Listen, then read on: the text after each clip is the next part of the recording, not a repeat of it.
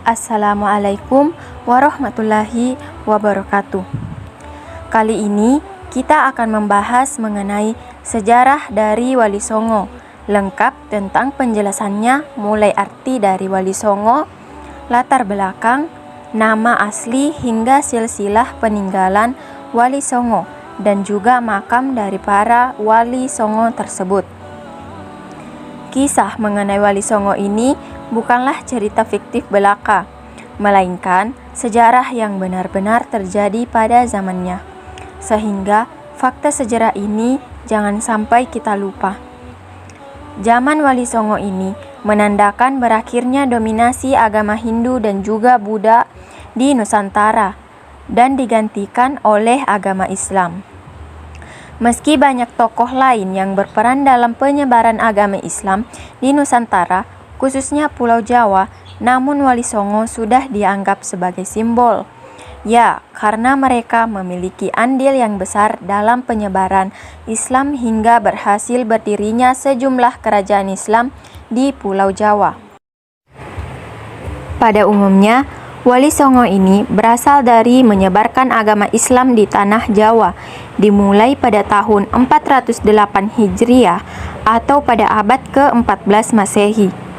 Ada 3 wilayah yang menjadi lokasi para wali untuk menyebarkan dakwahnya di Pulau Jawa, yaitu Surabaya, Gresik, Lamongan, dan Tuban untuk wilayah Jawa Timur, sedangkan Demak, Kudus, dan juga Muria di wilayah Jawa Tengah. Dan yang terakhir ada di daerah Cirebon di Jawa Barat. Yang pertama, kita akan membahas arti dan makna dari Wali Songo. Penamaan Wali Songo ini diambil dari bahasa Jawa, sedangkan dalam bahasa Indonesia, Wali Songo diartikan sebagai wali yang 9 atau 9 wali, yang menandakan jumlah para wali tersebut berjumlah 9 orang. Namun ada pendapat lain yang mengatakan bahwa Songo atau Sanga. Yang kedua, kita akan membahas mengenai nama asli dan juga riwayat dari para Wali Songo. Yang pertama ada Sunan Gresik atau Maulana Malik Ibrahim. Sunan Gresik adalah keturunan langsung dari Muhammad Sallallahu Alaihi Wasallam. Beliau adalah keturunan ke-22 dari Rasulullah. Nasab Maulana Malik Ibrahim tercatat dalam ensiklopedia Nasab Ahlul Bait yang merupakan kumpulan catatan dari Asyaid Baharuddin Ba'alawi Al-Husain. Ia lahir di Samarkand, Uzbekistan. Sunan Gresik banyak sekali dianggap sebagai wali yang pertama kali menyebarkan Islam di Pulau Jawa. Selain berdakwah, beliau juga mengajarkan cara baru bercocok tanam untuk mengambil hati masyarakat kebanyakan, yakni dari mereka yang tersisih pada akhir kekuasaan dari Majapahit karena krisis ekonomi dan juga perang saudara yang banyak membuat masyarakat Jawa pada saat itu menderita. Sunan Gresik membangun padepokan sebagai tempat menimba ilmu agama di lereng Gresik. Untuk mendapatkan hati masyarakat sebagai pelengkap, dia juga membangun masjid. Masjid ini adalah masjid pertama di Pulau Jawa dan masih berdiri tegak saat ini. Nama masjid tersebut adalah Masjid Jami Gresik. Sunan Gresik wafat tahun 1419 dan dimakamkan di Desa Gapura Wetan, Gresik, Jawa Timur. 2. Sunan Ampel atau Raden Rahmat. Riwayat mengatakan bahwa Sunan Ampel adalah anak dari Ibrahim Zainul Al-Akbar.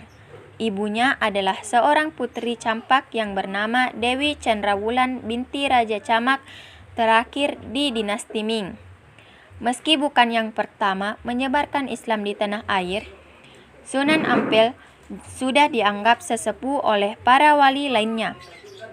Ia memiliki pesantren di Ampel Dentan, Surabaya, yang menjadi pusat penyebaran agama Islam tertua di Jawa. Beliau memiliki ajaran yang terkenal, yaitu Moh Limo atau tidak mau main judi, Moh Mombe atau tidak mau minuman keras, moh maling atau tidak mencuri, dan moh madon dan tidak berzina. Beliau wafat pada 1481 Masehi di Demak, dan ia pun dimakamkan di dekat Masjid Ampel, Surabaya. Yang ketiga, Sunan Bonang atau Maulana Makdum Ibrahim. Sunan Bonang adalah putra dari Sunan Ampel dan Nyai Ageng Manila. Semasa hidupnya, Sunan Bonang kerap berdakwah melalui kesenian agar bisa menarik masyarakat Jawa untuk memeluk agama Islam. Pernah mendengar lagu Wejil ataupun Tombo Ati yang dipopulerkan oleh Opik? Kedua lagu tersebut adalah hasil karya dari Sunan Bonang. Untuk menambah unsur Islami, Sunan Bonang memasukkan rebah dan bonang sebagai pelengkap dari gamelan Jawa. Oleh sebab itulah ia mendapatkan julukan Sunan Bonang. Sunan Bonang diperkirakan wafat pada tahun 1525 dan dimakamkan di daerah Tuban, Jawa Timur. Yang keempat ada Sunan Derajat atau Raden Kasim. Selain Makdum Ibrahim atau Sunan Bonang, Raden Kasim yang juga putra dari Sunan Ampel dikenang oleh masyarakat di seluruh tanah air sebagai Sunan Derajat dalam misinya untuk menyebarkan agama Islam di Indonesia, yang menggunakan kegiatan sosial sebagai ujung tombaknya. Ia merupakan orang yang mempelopori penyantunan anak-anak yatim dan orang-orang sakit. Selain itu, Sunan Derajat banyak sekali berdakwah kepada masyarakat umum. Ia sangat mengedepankan sikap dermawan, bekerja keras, serta kemakmuran rakyat sebagai pengamalan agama Islam. Sunan Derajat memiliki banyak peninggalan yang sangat berarti seperti pesantren Sunan Derajat di Desa Derajat, Paciran dan juga Lamongan, dan ia meninggalkan gamelan Simon Mengkok, alat musik yang sering ia mainkan. Kini gamelan tersebut disimpan di museum di daerah Sunan Derajat, Lamongan. Yang kelima ada Sunan Kudus atau Ja'far Shadiq. Sunan Kudus memiliki nama lengkap yaitu Ja'far Shadiq. Beliau adalah cucu dari Sunan Ampel dan putra dari Sunan Ngandung bersama Syarifah Ruhil. Berbeda dibandingkan dengan Wali Songo sebelumnya yang pada umumnya langsung menyentuh masyarakat umum untuk menyebarkan agama Islam. Sunan Kudus memiliki andil yang besar dalam pemerintahan Kesultanan Demak. Perannya adalah sebagai panglima perang, penasehat, mursyid harid, dan hakim. Target dakwah Sunan Kudus kebanyakan berada di kalangan kaum penguasa dan juga priai Jawa. Peninggalan Sunan Kudus yang terkenal hingga saat ini adalah Masjid Menara Kudus. Masjid ini memiliki keunikan karena arsitekturnya bergaya campuran Hindu dan juga Islam. Sunan Kudus banyak dipercaya oleh masyarakat. Wafat pada 5 Mei 1550 di Kudus dan dimakamkan di sana. Keenam ada Sunan Giri atau Raden Paku atau Ainul Yakin. Sunan Giri adalah keturunan langsung dari Maulana Ishaq dan keturunan ke-23 dari Nabi Muhammad SAW. Selama hidupnya, ia menimba ilmu Islam dari Sunan Ampel dan para sahabat dengan Sunan Bonang. Peran besarnya dalam perkembangan agama Islam di Pulau Jawa adalah mendirikan pemerintah mandiri di Giri, Karaton, Gresik. Pemerintahan inilah yang selanjutnya memiliki peran sebagai pusat dakwah Islam untuk wilayah Jawa dan Indonesia Timur hingga ke Maluku. Sunan Giri diperkirakan wafat pada tahun 1506 dan dimakamkan di Desa Giri, Kebongan, Gresik.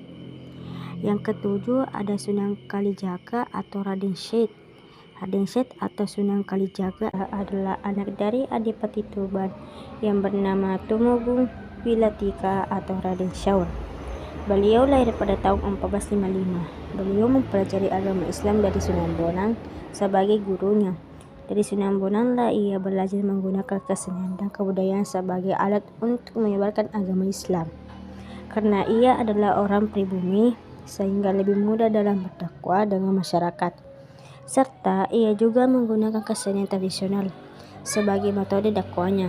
Kesenian kerap ia gunakan untuk berdakwah ialah wayang kulit dan tembak suluk. Banyak masyarakat yang mempercayai bahwa tembak suluk giri dan gundul-gundul pacul adalah asal kaya dari Sunan Kalijaga. Beliau wafat pada tahun 1585, artinya beliau memiliki umur yang panjang, yakni 130 tahun. Ia dimakamkan di Keadilan Keagungan Kota Demak, Jawa Tengah. 8. Ada Sunan Muria atau Raden Umar Syed. Raden Umar Syed atau Sunan Muria adalah anak dari Sunan Kalijaga dan juga Dewi Sara. Nama Muria dipikirkan oleh masyarakat sekitar kota Kudus berasal dari nama gunung, yakni Gunung Muria. Gunung Muria itulah tempat di mana kini Sunan Muria dimakamkan. Gaya dakwah Sunan Muria ini pada umumnya mengambil metode yang digunakan oleh ayahnya, yaitu Sunan Kalijaga, yakni dengan menggunakan kesenian. Namun Sunan Muria lebih senang tinggal jauh dari hiruk pikuk kota yang tinggal di daerah terpencil untuk menyebarkan agama Islam. Ia juga turut mengajarkan cara bercocok tanam, jual beli, melaut pada rakyat jelata. Sunan Muria diperkirakan wafat pada tahun 1550 dan dimakamkan di daerah Muria, Jawa Tengah. Yang ke-9 ada Sunan Gunung Jati, yaitu Syarif Hidayatullah. Syarif Hidayatullah adalah anak dari Nyai Rara Santang, putri dari Raja Pajajaran, yaitu Raden Mana. Rasa nama ayah Sunan Gunung Jati adalah Sultan Syarif Abdullah Maulana Huda, tokoh Mesir keturunan Bani Hashim dari Palestina. Sunan Gunung Jati belajar agama dari berbagai negara sejak usia 14 tahun. Ia sudah belajar agama dari para ulama di Mesir. Sunan Gunung Jati adalah satu-satunya wali yang menjadi kepala pemerintahan.